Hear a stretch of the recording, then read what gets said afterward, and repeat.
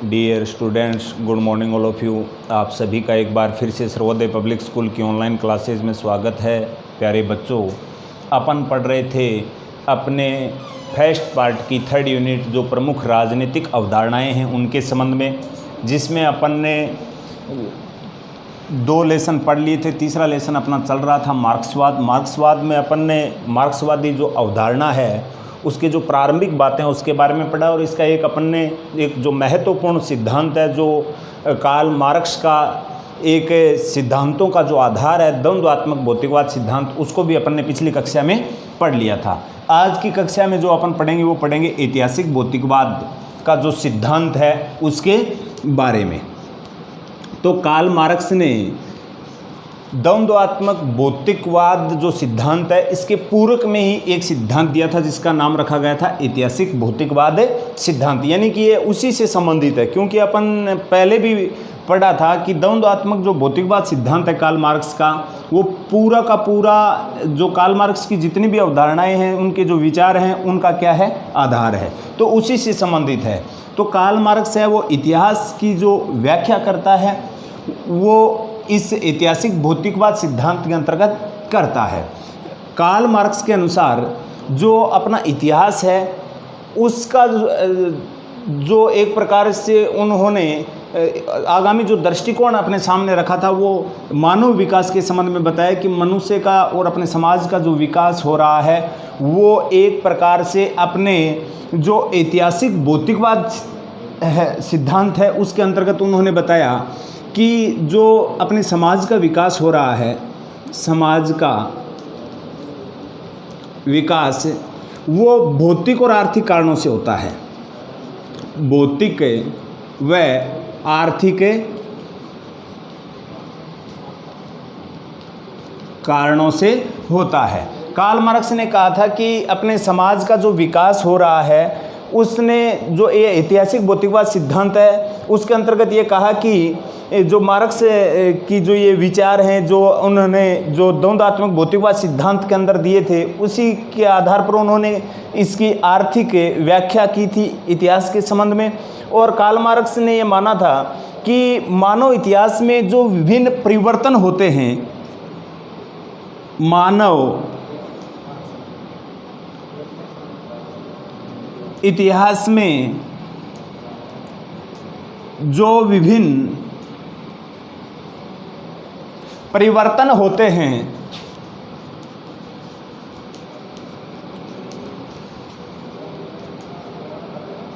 वो होते हैं भौतिकवादी या आर्थिक कारणों से, यानी कि भौतिक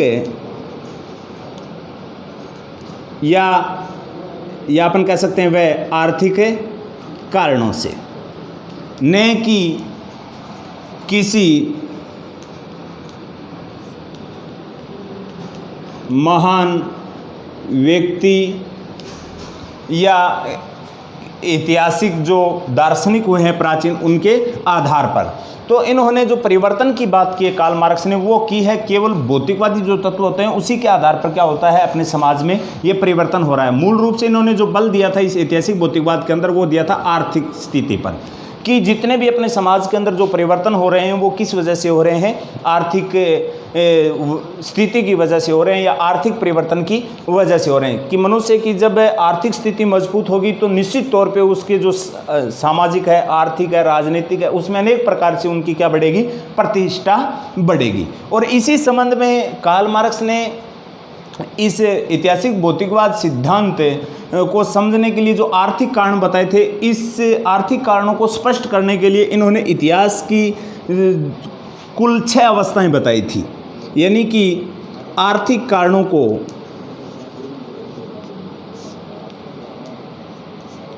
समझने के लिए कार्ल मार्क्स ने जो अपने इतिहास की जो अवस्था बताई थी वो कुल कितनी बताई थी, 6 अवस्थाएं बताई थी।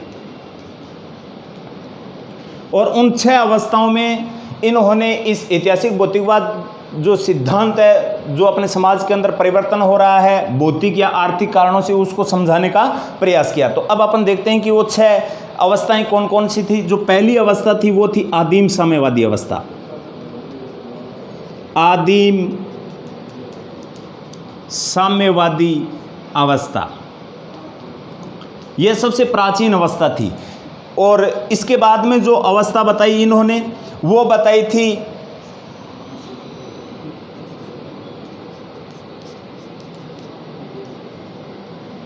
दास प्रथा,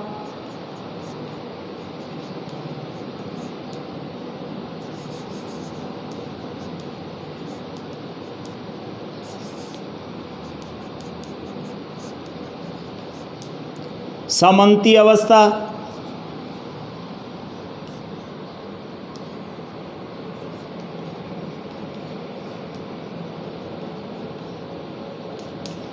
यानी कि जो इन्होंने कार्ल मार्क्स ने बताया था, जो पहली अवस्था बताई थी वो आदिम अवस्था बताई थी, आदिम जो साम्यवादी अवस्था बताई थी, फिर दास प्रथा बताई थी, इसके बाद में इन्होंने सामंती प्रथा बताई थी, इसके बाद में इन्होंने जो बताई थी वो बताई थी सामंती के बाद पूंजीवादी प्रथा, और इसके बाद में जो पांचवी अवस्था थी वो सर्वहारा अवस्था, सर्वहारा अवस्था, यानी संपूर्ण वर्ग की एक एक की व्याख्या पढ़ेंगे अभी अपन जस्ट। और उसके बाद में अंतिम बताई थी इन्होंने साम्यवादी अवस्था। अब देखिए एक एक के बारे में, आदिम साम्यवादी कौन सी थी, दास प्रथा कौन सी थी, सामंती प्रथा कौन सी थी, पूंजीवादी अवस्था कौन सी थी, इसके बाद में जो सर्वहारा अवस्था आई, और उसके बाद में कौन सी आएगी, साम्यवादी अवस्था। कार्ल मार्क्स के अनुसार जो प्रथम तीन अवस्थाएं हैं ये बीत चुकी हैं। जो प्रथम ये तीन अवस्थाएं हैं, आदिम साम्यवादी, दास प्रथा और सामंती जो अवस्था थी, दास अवस्था या प्रथा अपन कह सकते हैं, और ये सामंती अवस्था, ये जो तीन थी प्रारंभ की ये बीत चुकी हैं। और वर्तमान में जो चल रही है वो कौन सी चल रही है, पूंजीवादी, ये वर्तमान में चल रही है। और ये दो आगे आने वाले समय में आगे आएंगी। कार्ल मार्क्स ने ऐसी व्याख्या की थी इतिहास की आर्थिक कारणों को समझाने, जो इतिहास में आर्थिक स्थिति की वजह से जो परिवर्तन हो रहे हैं उसको समझाने के लिए। तो अब देखिए आदिम साम्यवादी अवस्था कौन सी थी। अब आदिम साम्यवादी अवस्था वो अवस्था थी जब ना तो किसी प्रकार का कोई राज्य था ना कोई और था, जब सृष्टि की रचना हुई थी, सब लोग अपने अपने हिसाब से रहते थे। उस प्रकार की अवस्था को, ना किसी पे किसी का कोई नियंत्रण ना कोई और, वो अवस्था कौन सी थी, आदिम साम्यवादी अवस्था।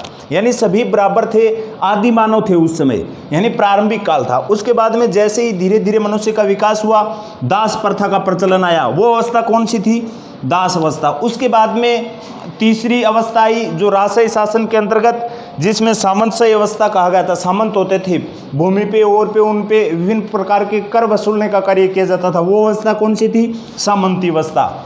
वर्तमान में जो चल रही है वो कौन सी है, पूंजीवादी व्यवस्था। ये कार्ल मार्क्स का मानना था। ये तीन पहले की बीत चुकी है, ये वर्तमान में चल रही है पूंजीवादी अवस्था। इस पूंजीवादी अवस्था के अंदर ये बताया कि वर्तमान समय में केवल और केवल आधिपत्य समाज पर जिसका है वो किस वर्ग का है, पूंजीपति वर्ग का है। और उसके बाद में कार्ल मार्क्स ने एक, इससे आगे पढ़ेंगे अपन, वर्ग संघर्ष का सिद्धांत दिया था। उन्होंने कहा कि एक दो वर्ग हैं समाज के अंदर, एक पूंजीपति वर्ग जो साधन संपन्न है, जिस पर एक प्रकार से संसाधनों का अधिकार है, और एक जिनका संसाधनों पे अधिकार नहीं है, गरीब वर्ग है।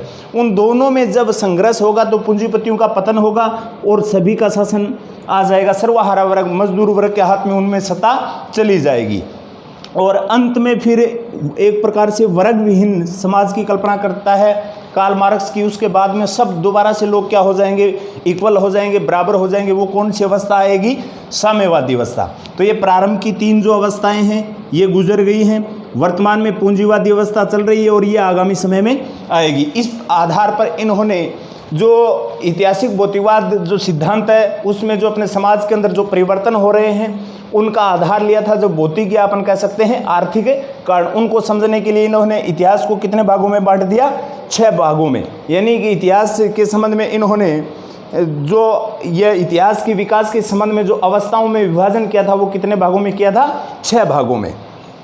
अब देखते हैं अपन समाज के अंदर कार्ल मार्क्स ने अपने पूरे समाज को 2 भागों में बांटकर उन्होंने समझाने का प्रयास किया। एक तो आधार और एक अधिरचना।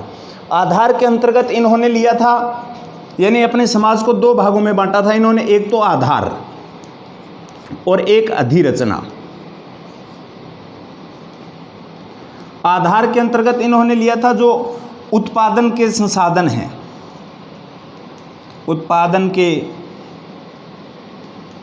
संसाधनों को आधार में लिया था, और जो अपनी संस्कृति है, जो अपनी सामाजिक व्यवस्था है,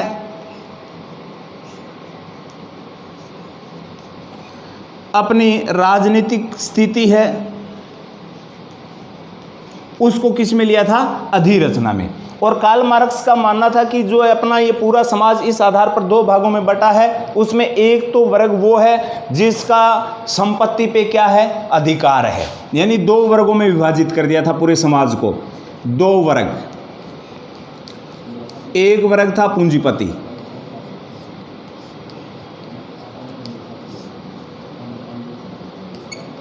पूंजीपति कौन सा वर्ग था? जिस वर्ग पर, यानी जिस वर्ग का संसाधनों पर क्या हो? आधिपत्य हो।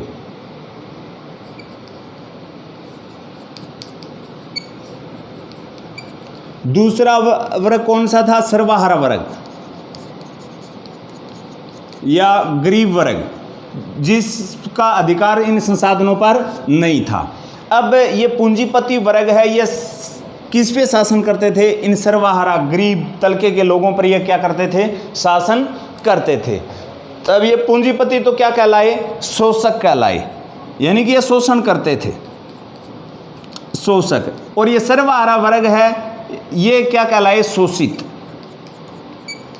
यानी सर्वहारा जो गरीब तबका है उन पर जो शासन करते थे वो तो क्या कहलाए? शोषित, जिनका क्या हो रहा था? शोषण हो रहा था। कर कौन रहे थे? ये पूंजीपति, जिसको अपन किस में रखा? शोषक वर्ग में। यानी एक शोषक वर्ग और एक है शोषित वर्ग, ये अपने को ध्यान में रखना है। यानी कार्ल मार्क्स ने स्पष्ट किया कि अर्थव्यवस्था की जो ये प्रणाली है जिसका उस पर नियंत्रण होता है वो तो क्या कहलाता है? शोषक वर्ग अर्थात पूंजीपति। यानी अर्थव्यवस्था पर जिसका नियंत्रण है वो तो कौन सा वर्ग है? शोषक वर्ग अर्थात पूंजीपति। और जो इसका अर्थव्यवस्था पे किसी भी प्रकार का कोई नियंत्रण नहीं है, जो किसके नियंत्रण में है? शोषक वर्ग के नियंत्रण में है, वो कौन सा है? शोषित वर्ग। ये अपने को ध्यान में रखना है। तो ये कार्ल मार्क्स ने जो ऐतिहासिक भौतिकवाद यानी अपने समाज के विकास के संबंध में या अपने इतिहास में जो घटनाक्रम होते हैं, जो बदलाव होते हैं, उसका जो परिवर्तन का जो मूल आधार बताया था इस ऐतिहासिक भौतिकवाद सिद्धांत में, वो बताया था आर्थिक, कि सब जो भी कार्य हो रहा है, पद प्रतिष्ठा आदि, ये पूरे के पूरे किस वजह से हो रहे हैं? आर्थिक वजह से हो रहे हैं।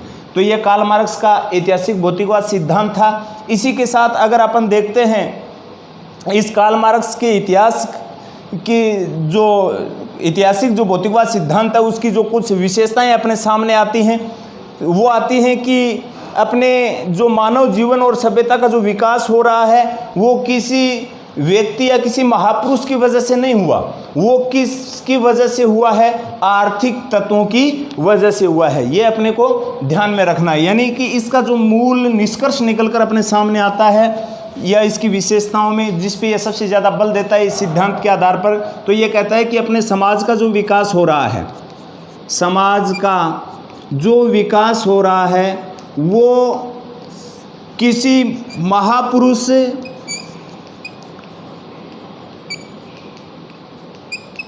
या किसी व्यक्ति विशेष की बदौलत नहीं हो रहा, वो किसकी वजह से हो रहा है? आर्थिक तत्व की वजह से। यानी जिसकी आर्थिक स्थिति मजबूत होगी उनका क्या होगा? विकास होगा, बाकी का नहीं होगा। ऐसा मानना था किसका? कार्ल मार्क्स का।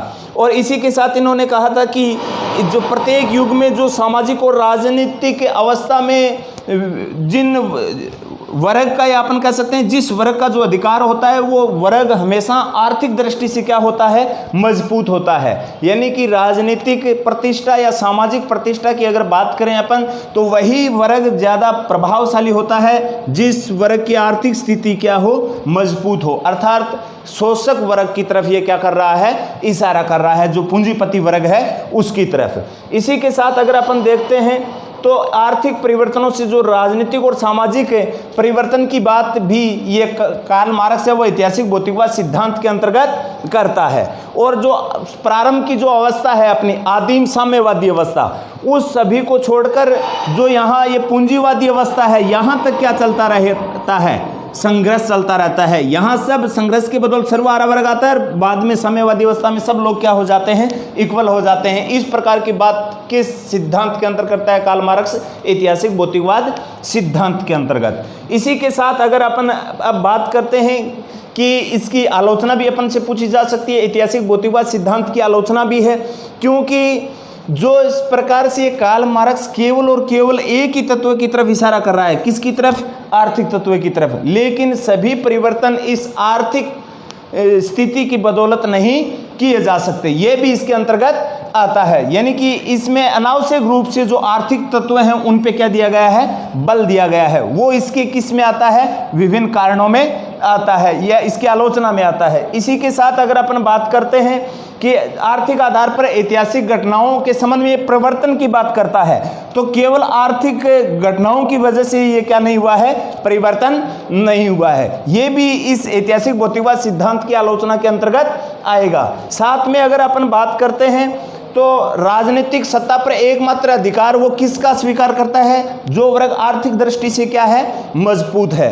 तो इस प्रकार की स्थिति भी कभी संभव नहीं हो सकती। साथ में वो अंत में जाकर साम्यवादी अवस्था की बात करता है, जिसमें राज्य को नहीं मानता है, एक वर्ग विहीन राज्य विहीन समाज की कल्पना करता है, ये भी कभी क्या नहीं होता, सिद्ध नहीं हो सकता। तो इस आधार पे इसकी क्या की जाती है, आलोचना भी की जाती है। इसके बाद में इसके जो महत्वपूर्ण जो सिद्धांत हैं, वर्ग संघर्ष का सिद्धांत है, अतिरिक्त मूल्य का सिद्धांत है, अलगाव का सिद्धांत है, वो पढ़ेंगे अपन आगे की नेक्स्ट कक्षा में। आज के लिए इतना ही, धन्यवाद।